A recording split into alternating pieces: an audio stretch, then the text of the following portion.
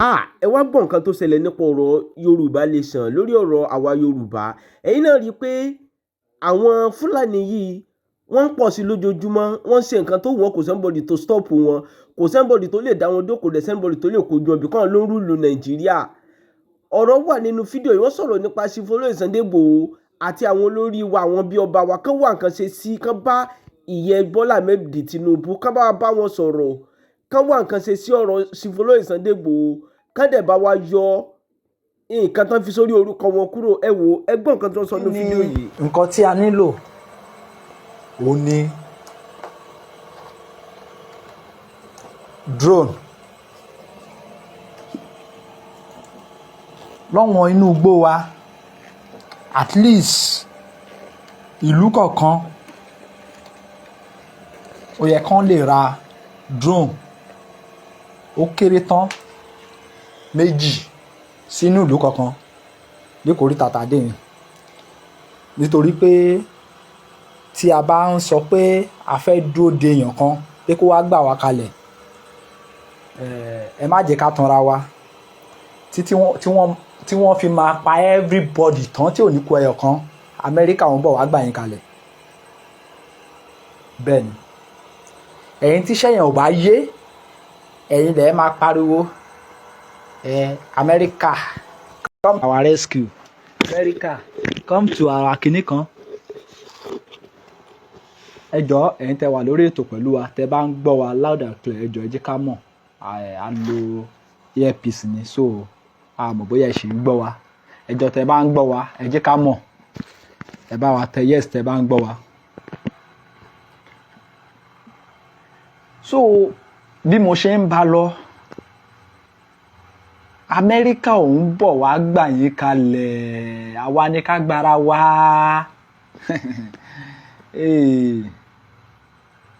Ẹni ó ń bọ̀ ẹni àwọn là ń dẹ̀dẹ̀ láyé àtijọ́, nísìnyí tí a bá fojú tó wọ́n máa pa everybody tán. Ní Okun ní Kogi State, wọ́n ló mọ bí tí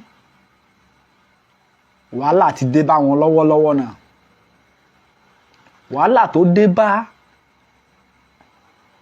Kogi State lọ́wọ́lọ́wọ́ now, ẹ ṣé gan ni sà, ẹ ṣé gan ni sà, ẹ ṣeun. Wàhálà tó dé bá Okun ní Kogi State lọ́wọ́lọ́wọ́ náà. Àwọn ọmọ Yorùbá ẹ já dìde o. Kò sí ìjọba kankan tó ń bọ̀ wá gbà wá o. Ẹlẹ́gbẹ́jẹgbẹ́ ẹ̀yin tẹ́ ṣì ń tẹ̀lé olóṣèlú, bó tẹ̀ jẹ́ pé drone nìkan lẹ máa ní kàn fi ṣe empowerment fún yín, ẹ̀yin tẹ́ ní senator ní constituency yín, bó jẹ́ drone empowerment. Mo ní bílí pé ìkórìtà tàdé drone empowerment tẹ́ bá request this time around lọ́wọ́ wọn, ó bẹ́tà ju kán ra ẹ̀rọ ata fún yín o, nítorí pé ẹ̀mí tó bá wà láyé ló ń dojú ráyè pé òun fẹ́ lo ẹ̀rọ ata. Ọ̀pọ̀lọpọ̀ ìṣẹ̀lẹ̀ ló ń ṣẹlẹ̀ ní Kogi lọ́wọ́lọ́wọ́ ní Kwara, ní títí lọ dé Kwara. Bẹ́ẹ̀ ni express Èkó wọ́n ti padà síbẹ̀ fún ẹ̀yin tẹ́ ẹ̀ tí mọ̀. Ẹ rí i pé wọ́n sáńbẹ̀ nígbà kan sẹ́yìn, express Èkó Ìbàdàn to Lagos. Ní ọjọ́ Monday tí àwa ń travel, a débẹ̀, a ṣe àwọn fídíò kan wípé tí ẹ bá wo àwọn page wa ẹ máa rí àwọn fídíò yẹn bẹ̀, tí a sọ wípé a need drone lọ́wọ́n inú igbó wa. Ẹ má ṣì mí gbọ́ o, èmi ò sọ wípé a need ẹ̀ látọwọ́ àwọn tó wà ní diaspora o, ẹ má ṣì mí gbọ́. Ohun tí mò ń sọ ni wípé ìlú kọ̀ọ̀kan lásìkò yìí wọ́n ti need drone. Ìlú ara mi, bí mo ṣe ń bá yín sọ̀rọ̀ báyìí lénìí, mo ti pè wọ́n. Ohun ẹyọ kan tí ẹ lè ṣe báyìí ni pé ẹ lọ ra drone, ó kéré tán ẹ ra 2. Èló ló ń ta drone? Aṣáàmọye tẹ́ fi ń ṣe patí, tẹ́ bá fẹ́ ṣe patí. eléyìí tá à ń sọ lọ́wọ́lọ́wọ́ báyìí kò ń ṣe nǹkan tí diaspora fẹ́ wá bá wa ṣe. A ní di drone lọ́wọ́ inú igbó wa right now. Àwọn drone tó confam kì í ṣe yẹ̀yẹ́ drone at least tàbá sì lè ra drone tó lọ sí 2.5 million ish ó sì máa ṣe iṣẹ́ tá à ń fẹ́. At least eléyìí tí iléeṣẹ́ wa ń lò lọ́wọ́ náà fún ẹ̀ tí ẹ ti rí ẹ máa mọ̀ pé nǹkan tó ń pè ní drone yẹn tí ẹ bá fly ẹ̀ kó lọ sínú òfurufú tán tó pé tí wọn ò ní rí á dẹ̀ gbé gbogbo àwa tá wà ní ìsàlẹ̀ ó máa gbé wa tán ni ó máa gbé everybody tán ni. Iṣẹ́ tẹ bá ran òun lá lọ jẹ́. Mo níbìlì pé the best thing tí a lè ṣe right now òun ni ká tẹ ọkọ get drone náà. Tá bá get drone yẹn tí a fi shadow gbogbo àwọn inú igbó wa tá bẹ̀rẹ̀ sí fi monitor at least lílù kankan a máa fly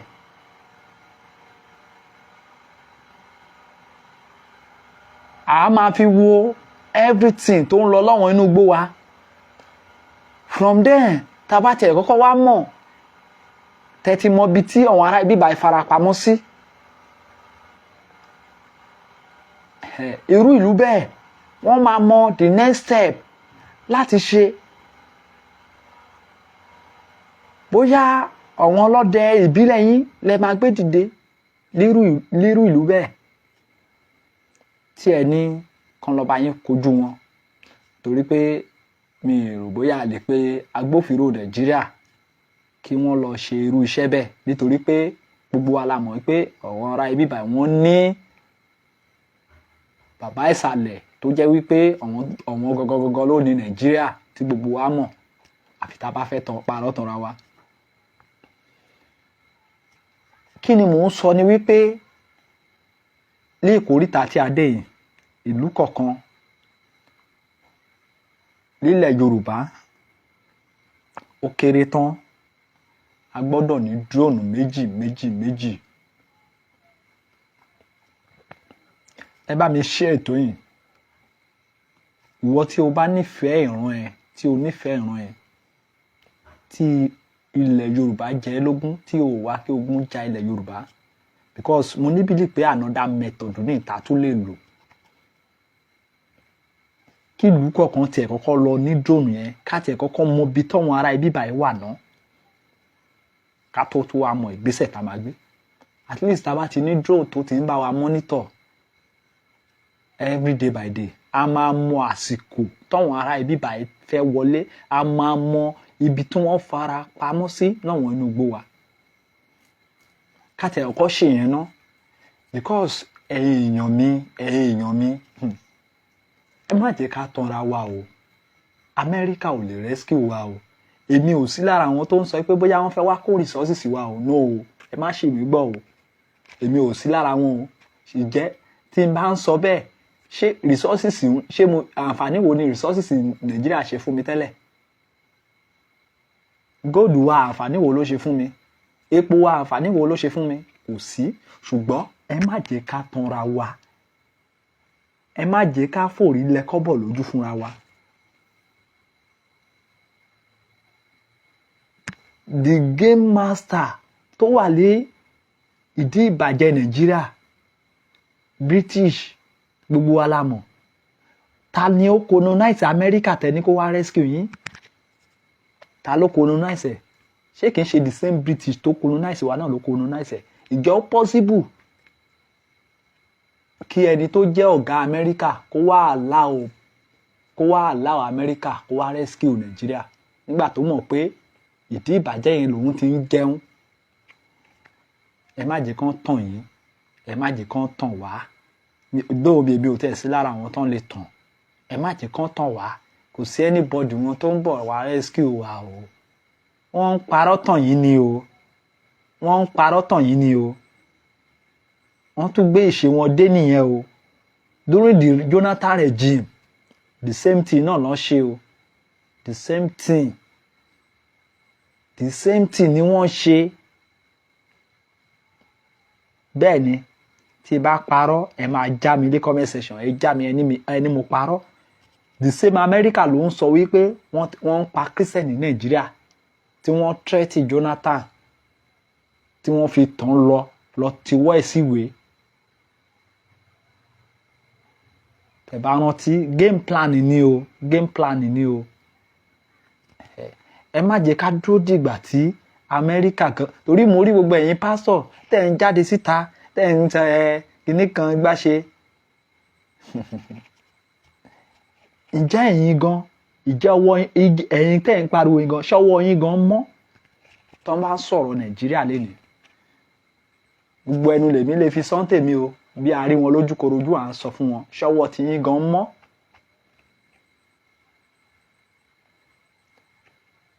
Ìgbà tí ẹ fẹ́ lé ẹnìkan lọ́jọ́ kìíní àná, ṣèbí ẹ mọ ọgbọ́n àlùmọ̀kọ́rọ́jú tẹ lò.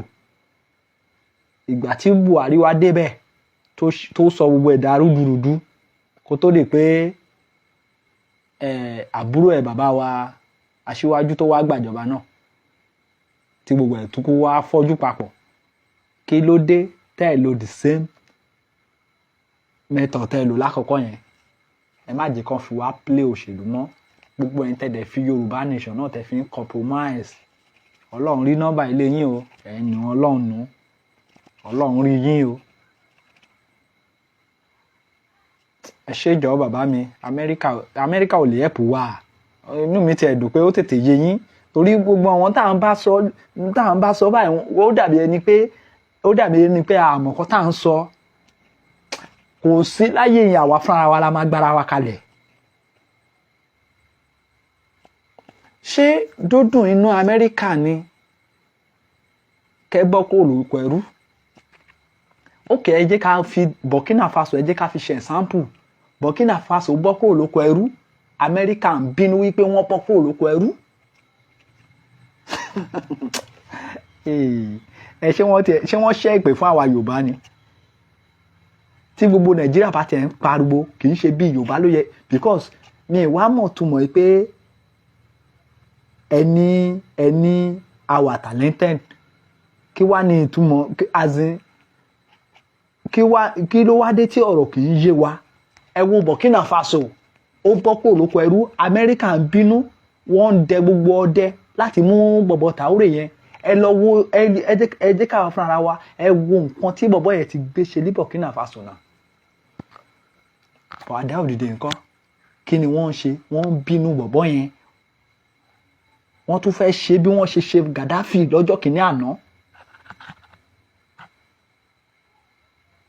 Though èmi ń dúpẹ́ pé Amẹ́ríkà intervene, because wọ́n lè intervene náà kó wá jẹ́ pé ní ìgbà yẹn ni Ọlọ́run wá máa lo ẹni tó bá máa lò bí sábàbí láti fọ́jú gbogbo ẹ̀ papọ̀. Ṣùgbọ́n ẹ má jẹ́ ká tanra wa o, Amẹ́ríkà ò lè rescue wa o.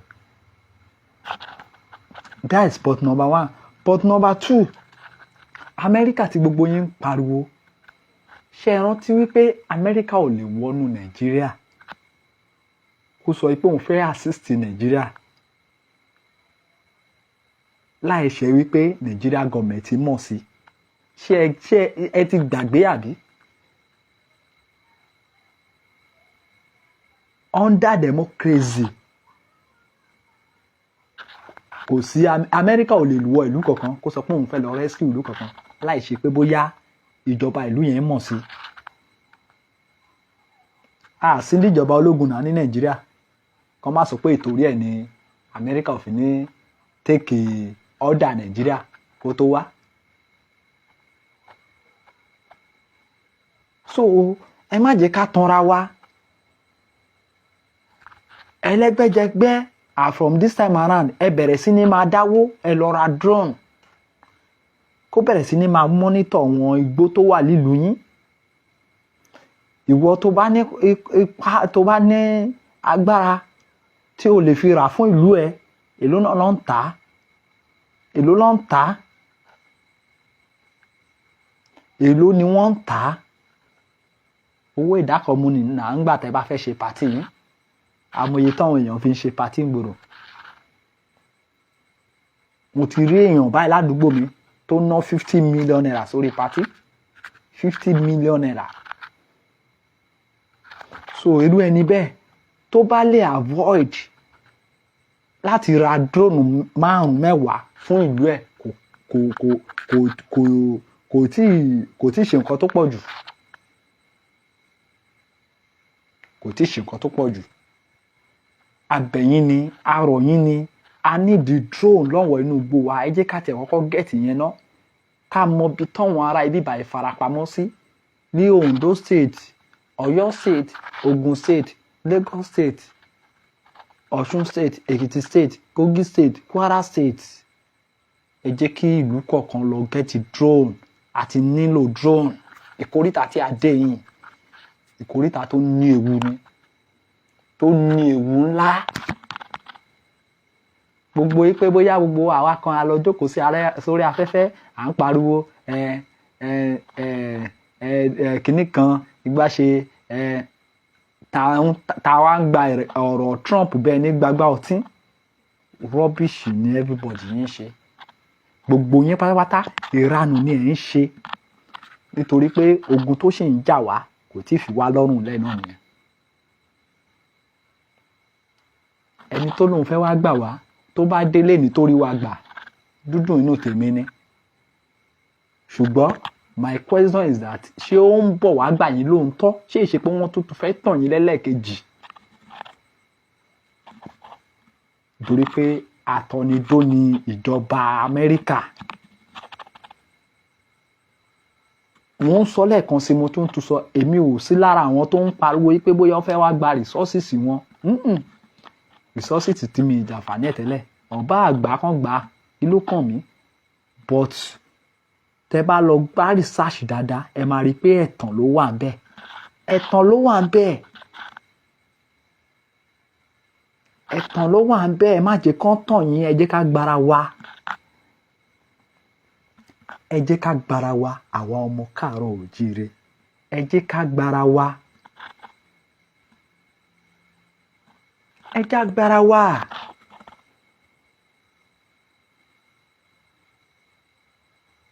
Mo fi ń yé yín tí ìjọba bá ń gbọ́ pé ó ti ń dún gbàsgbò nú bóńbí. Ẹ jẹ́ kán wá máa rán sójà wọn tó fẹ́ wá pa gbogbo wa. Ẹ jẹ́ kán máa rán wọn bọ̀.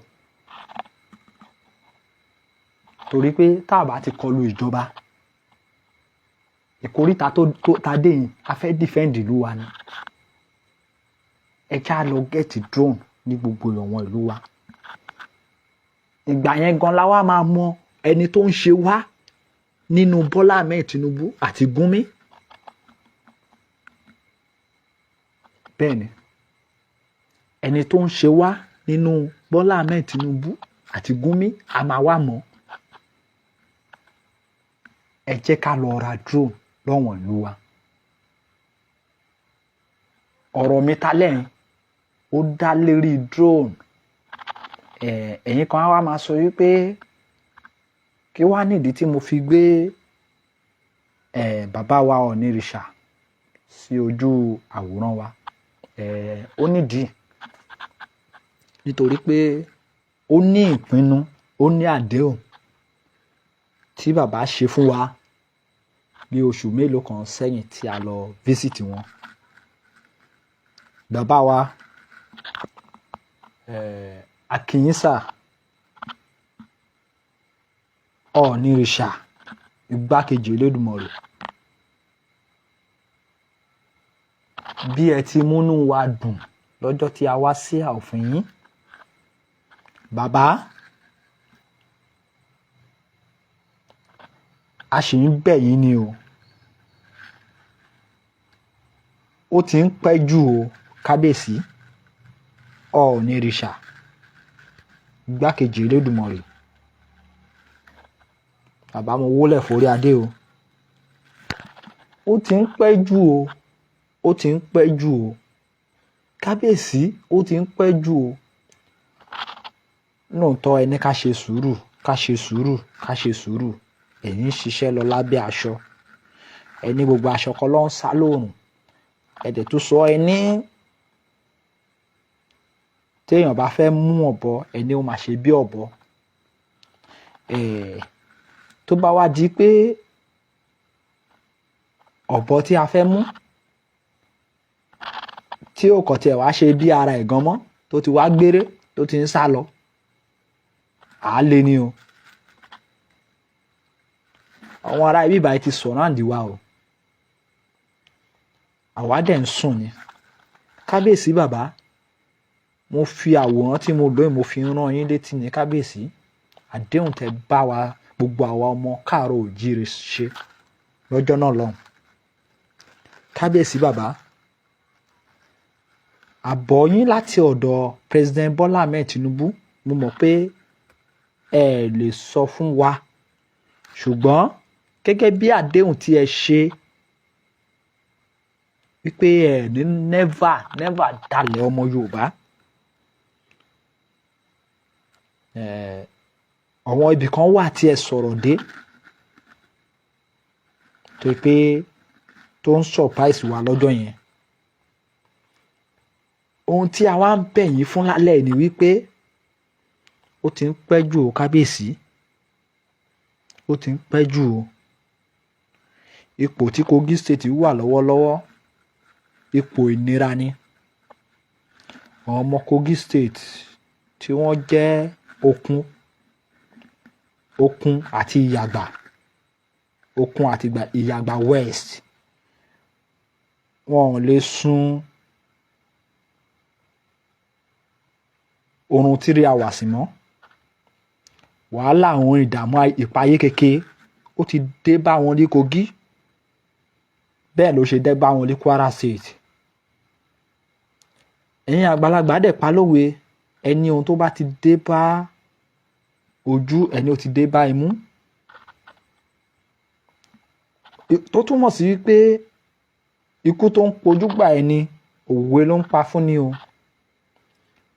Lẹ́tà tí wọ́n sì kọ sí Ondo State ní oṣù tó kọjá ó wà ń bẹ̀, mo rí i pé àwọn èèyàn wa ò tún sọ̀rọ̀ ń pa ẹ̀ mọ́. Tó bá tún divert attention wa, wọ́n á tún fi opportunity yẹn wọ́n á tún fi wọlé. Kò sí anybody tó gbé ìgbésẹ̀, kò sí ìgbésẹ̀ kankan lérí lẹ́tà tí wọ́n kọ sí Ondo State. Eléyìí tí wọ́n kọ sí ìlú kan tó wà ní ẹ̀gbẹ́ Ìsẹ́yìn, ìyẹn sì wà ń bẹ̀. Kò sí anybody tó gbé ìgbésẹ̀. Báwo ni bá ṣe dùn tó kí gómìnà Rotimi Akeredolu kó sì wà láyé lénìí? Báwo ni bá ṣe dùn tó? Kọ́lọ́n kó bá mi fọ̀run kẹ́ gbogbo àwọn tán nífẹ̀ẹ́ Yorùbá tí wọn ò wá kógun ja Yorùbá, tí wọ́n ti jọ́lọ́run nípè, kọ́lọ́n bá mi fọ̀run kẹ́ wọn. Ibẹ̀ láti rí ìyá ọ̀gá wa, ibẹ̀ náà láti rí ìyàwó bàbá Akíntóyè, ibẹ̀ láti rí ìyá olóyè Adéyẹmọ Ìgbòho Òòṣà,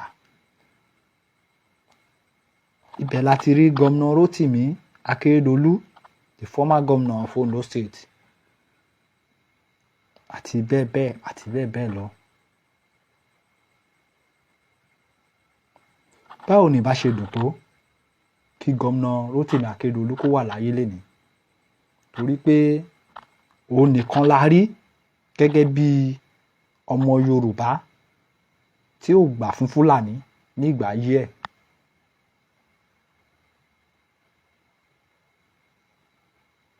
Kọ́lọ́n kó bá mi dẹ̀lẹ̀ ire fún wọn níbi tán bá wà.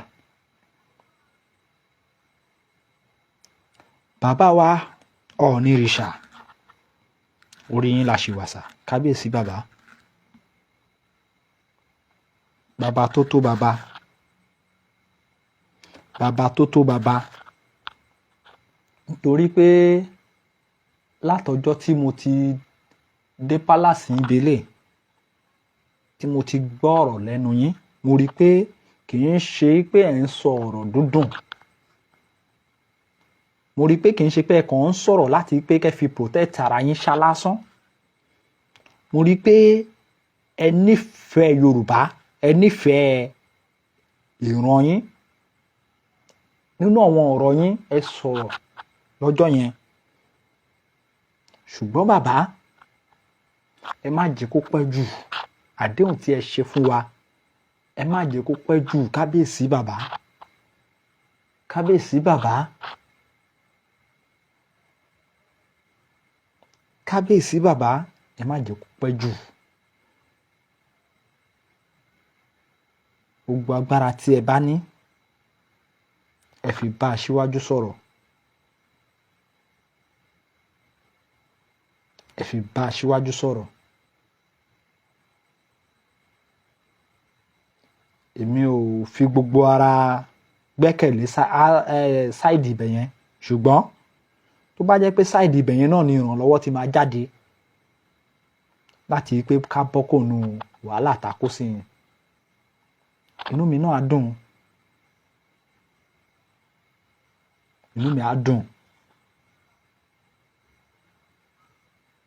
kódà kó tiẹ̀ jẹ́ pé Amẹ́ríkà tí wọ́n ní wọ́n ń bọ̀ náà ló máa gbà wá kalẹ̀ lóòótọ́ lódodo inú mi á dùn náà ṣùgbọ́n ìgbà tó jẹ́ pé irọ́ ló wà ń bẹ́ẹ̀ gbogbo wa la mọ̀ àfi tá bá kàn ń parọ́ tanra wa gbogbo yín kàn ń wò pé that is the only way láti pé ká bọ́ this time around kò sẹ́ni tó lè gbà wá tán kò sẹ́ni tó lè gbà wá mọ́ irọ́ ni àwa fúnra wa lè gbára wa bẹ́ẹ̀ ni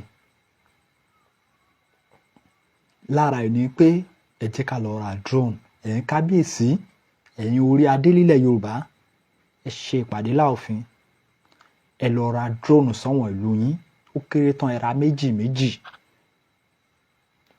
àsìkò tẹ́ ń ṣe dé lọ́wọ́lọ́wọ́ náà torí pé táìmù ni àwọn ìlú kọ̀ọ̀kan máa ń ṣe dé ẹ jẹ́ kán lọ ra drone a nílò drone at least ní Ìbàdàn expressway yẹn drone 3-4 ó yẹ kó wà bẹ́ẹ̀ yẹn tó máa ṣiṣẹ́ ní everyday by day ó yẹ kó wà bẹ́ẹ̀ tí ó máa ṣiṣẹ́ mo kí gbogbo ẹ̀yin tẹ́ ti darapọ̀ mọ́ wa ẹ̀yin tẹ́ ti bá wa share mo kí yín ẹ bá wa share ètò yẹn ẹ jẹ́ kó débi tó bá yẹ kó dé ẹ jẹ́ kó kàn wọ́n ládéládé wa lára ẹ jẹ́ kó kàn wọ́n olówó wa àwọn tó ń náwó nílẹ̀ Yorùbá àwọn tó ń di ipò kan sí kejì mú ẹ jẹ́ kó kàn wọ́n lára a nílò drone ní gbogbo àwọn igbó wa ilẹ̀ Yorùbá ti wà nú ewu o Kogi State ẹni tí wọ́n gbé báyìí lánàá wọ́n pa ọkọ bó ṣe pa ọkọ tán wọ́n gbé ìyàwó àti ọmọ wọ́n gbé wọn lọ lọ́jọ́ tí àwa ń bọ̀ láti Èkó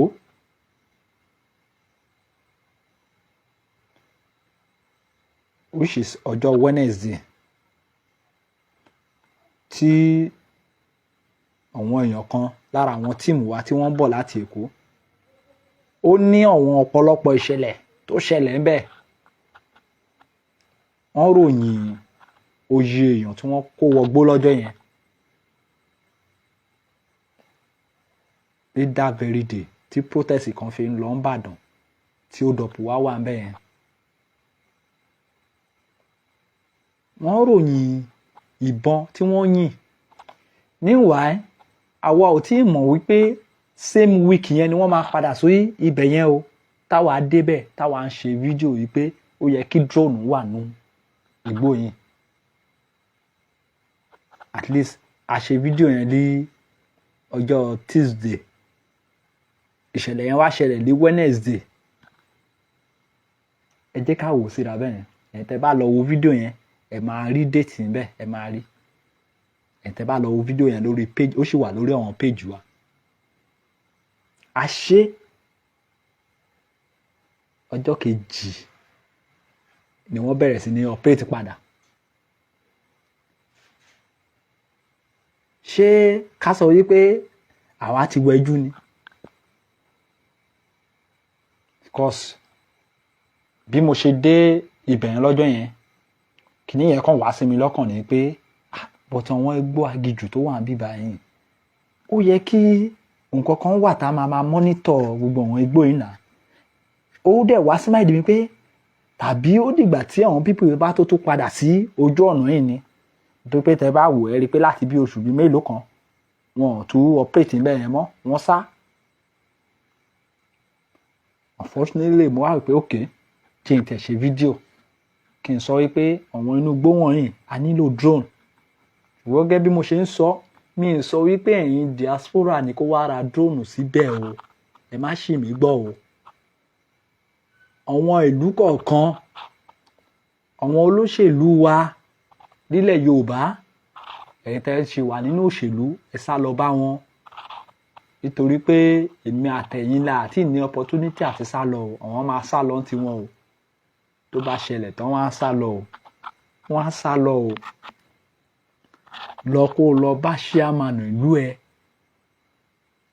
lọ bá house of rep ìlú ẹ, lọ bá gbogbo àwọn tó bá represent ìlú ẹ, kẹ́ sun ẹkún sí wọn lọ́rùn yìí pé ẹ nílò drone tí a máa fi monitor wọn inú igbó wa. A nílò drone. Drone yẹn ó lè má yé yín o, ṣùgbọ́n we tí a jẹ́ media a mọ iṣẹ́ tí drone ń ṣe. Nítorí pé pèrègèdè báyìí lẹ ṣe máa wo gbọ́ àwọn inú igbó yín.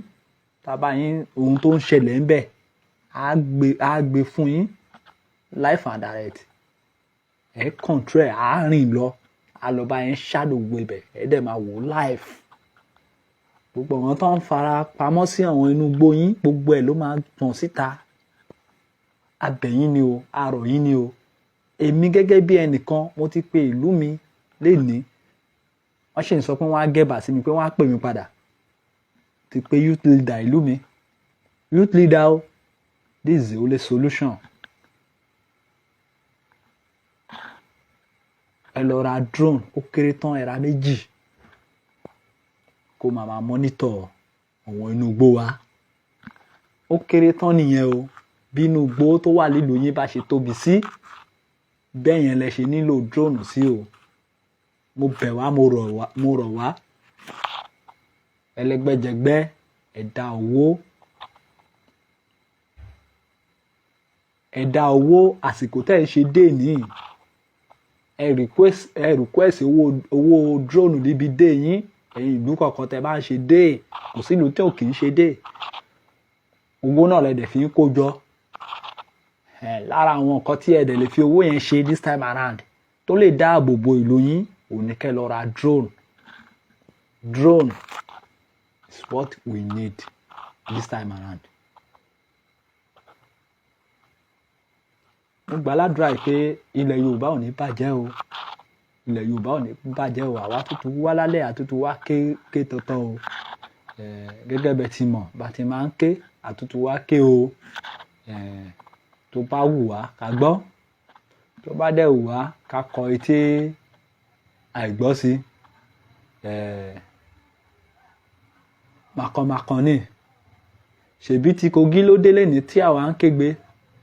Ṣèbí ti Kwara ló délé ní tá à ń kégbe. Ó ń bọ̀ wá kan gbogbo ibi. Bẹ́ẹ̀ ni. Ẹ rò bóyá wọn ò ní wọlé sí everywhere ni. Díẹ̀díẹ̀ ni. Ṣùgbọ́n gbogbo aládùúrà pé etí dídi kò ní pa wá o. Okú àfojúdi kò ní pa wá o. Àwa la máa lékè wọn ọ̀tá wa o. Ẹ̀yin náà tẹ́ bá dẹ̀ ń compromise, tẹ́ fi ilẹ̀ Yorùbá torí pé ẹ fẹ́ ní change kan torí pé àwọn kan ti promise yín lówó kan, ní Ọlọ́run ni ó kù yín ó kù Ọlọ́run. bẹ́ẹ̀ ni ẹ jèrè iṣẹ́ ọwọ́ yín o kẹ́ tó jáde láyé èmi gan màá jèrè iṣẹ́ ọwọ́ tèmi kí n tó jáde láyé bóyá mo fẹ́ bóyá mo kọ̀ bẹ́ẹ̀ ni gbogbo yín tẹ́ bá fi Yorùbá tẹ́ sọ ilẹ̀ Yorùbá da business ẹ ní jẹ́ ènìyàn láyé yín ọ̀tọ̀ ní kẹ́ náwó o but ẹ máa wà láyé bí aláìsí bẹ́ẹ̀ ni gbogbo yín tẹ́ bá fi ilẹ̀ Yorùbá tẹ́ fi ń compromise ẹ máa wà láyé bí aláìsí ni tàbí tó bá jẹ́ wípé o ò mú mi ilẹ̀ Yorùbá rí àdàbí tó bá jẹ́ pé o ò fẹsẹ̀ kan iyẹ̀pẹ̀ tó wà lórí ilẹ̀ Yorùbá rí àfi bẹ́ẹ̀ nìkan ire o àtúnṣọ ilé náà o tó bá wù á ká gbọ́ tó bá wù á ká má gbọ́ ṣùgbọ́n ẹ̀yin tẹ́ wà ní diaspora ẹ bá wa share sí group community yín ohun tí a pariwo lálẹ́ ẹ bá wa share sí group community yín ẹ bá wa share fún àwọn ọba tí ẹ mọ̀ ẹ bá wa share fún àwọn councillor yín tí ẹ mọ̀ wọn chairman house of senate house of rep gbogbo wọn tí ẹ bá mọ̀ ẹ share fún wọn a nílò drone youth leader ìlú yín tí ẹ mọ̀ ẹ share fún wọn ẹ jẹ́ kó kàn wọ́n lọ́wọ́ gómìnà state yín tẹ́ mọ̀ ẹ share fún wọn ẹ jẹ́ kó kàn wọ́n lọ́wọ́ ìjà kọ́kọ́ bẹ̀rẹ̀ láti ibẹ̀ yẹn ná ká gẹ́tì drone sọ̀wọ́n ìlú wa ogun ò ní jà ilẹ̀ Yorùbá o ẹni tó bá wá ní pé òun kógun bọ̀ wá fi wá jà ilẹ̀ Yorùbá àìrójú àìràyè á máa bá wọn ní o ire o mo tún sọ ilé náà ó dàárọ̀ o tún dọ̀la o tọ́lọ́run bá ní pé tó bá sì ní ọ̀rọ̀ tá bá sì ní ọ̀rọ̀ ọ̀fẹ́ láti pé kọ́lọ́run sì kà wáyé títí dọ̀la àtúwá ké bẹ́ẹ̀ ni àtúwá ké bá ṣe máa ń ké ó ti yé yín torí pé ẹni tó wù lọ́lọ́run jí sáyè tọ́lọ́run bá ní ìwọ tó ń sọ̀rọ̀ yìí o ò ní àǹfààní ẹ̀ mọ́ kò sí kan tó lè bá lọ́run fà tọ́lọ́run bá dẹ̀ ní pé ìwọ ohun kan náà ló tún máa pẹ́ láyé tí wàá pẹ́ bẹ́ẹ̀ ni bó ṣe tún máa rí náà nìyẹn so ọlọ́run ọba òun ló mọ àsìkò tó wù láti pa àti láti jí pé tá a bá ti sùn báyìí gbogbo ìgbà yẹn a ti dòkú àmọ́ bí tá a wà mọ́ ọ̀tí tá a bá tó tún jí sáyé padà so ọlọ́run tóbi lọ́ba ọlọ́run bá kà mí yẹ títí di ọ̀la àtún ní àǹfààní láti tún wá fún yín nílé tó tá a bá tún rí ibi tá a bá tún fẹ́ gbégbà ọgbọ́n tá a lè lò ṣùgbọ́n ọgbọ́n ilé tí èmi ń sọ yìí o ọgbọ́n yẹn ọlọ́run ló kàn fi sí mi lórí ní ọjọ́ tí mo fi ṣe fídíò yẹn wípé a nílò drone lọ́wọ́n inú igbó wa ọjọ́ kejì ni wọ́n bẹ̀rẹ̀ operation bíi tí mo ti ṣe drone tí mo ti ṣe fídíò yẹn ọjọ́ kejì the second day ni wọ́n bẹ̀rẹ̀ operation bíi bẹ̀ mo ṣe fídíò yẹn lọ́jọ́ Tuesday a upload ẹ̀ ó da ọjọ́ Wednesday ni wọ́n bẹ̀rẹ̀ operation ní Ìbàdàn expressway ẹ lọ wo fídíò yẹn náà ẹ máa rí i pé kò sí rọ́lí ọ̀rọ̀ mi láì ṣe wípé bóyá èmi pẹ̀lú wọn jọ ṣe meeting ẹ wá wò bẹ́ẹ̀ yẹn bọ̀ torí pé mo ní opportunity àti máa kọjá ń bẹ̀ sí mo wá wò pé ó kọ̀ wá sí mi lọ́pọ̀lọpọ̀ àwọn inú igbó yìí ó dẹ̀ nílò mọ́nítọ̀ o mo wá ní òkè wá gbé fídíò jáde mo náwó láti inú mọ́tò mo ṣe fídíò yẹn ṣùgbọ́n nígbà tí ọlọ́run bá tẹ̀ wá ní pé kí fídíò yẹn kó wá jẹ́ sábàbí the second day wọ́n bẹ̀rẹ̀ operation bíbẹ̀ so kí la wá ń sọ so tó túmọ̀ sí pé kí ìlú kọ̀ọ̀kan lọ get drone tá bá ti ní drone nílùú kankan a máa mọ bí gan tá fẹ́ dojú iṣẹ́ kọ a máa mọ bí gan tí a fẹ́ dojú ìjà kọ ní ọ̀wọ́n inú igbó wa.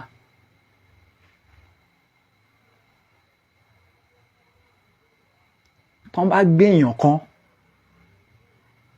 drone ló máa sọ pé ibi báyìí ló wà drone la máa fi track wọn.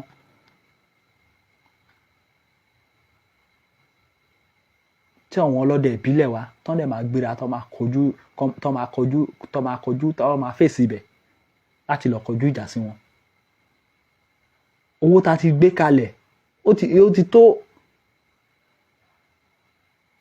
ẹ wo bàbá pásítọ̀ àtìyàwó yẹn after 19 days tí wọ́n ṣe release ní ṣàná ni àbí jẹ́ta tí wọ́n ṣe release wòlíì kan òun àtìyàwó ẹ̀ after 90 days after ìgbà tó ń gba ransom tán wọ́n ṣe release wọn ṣé ìjẹta ó dàbí pé ìjẹta ló ń release wọn àbáná. kò sówó tán bá ti wá gbé ẹnìkan a lọ máa talẹ̀ a lọ máa talé a lọ máa ta gbogbo property láti lè máa fi láti pé kọ́ máa ṣàpá wọn ẹlòmíì ẹ̀ tún sanwó ohun tán wọn á ti pa. ọjọ́ wo la fẹ́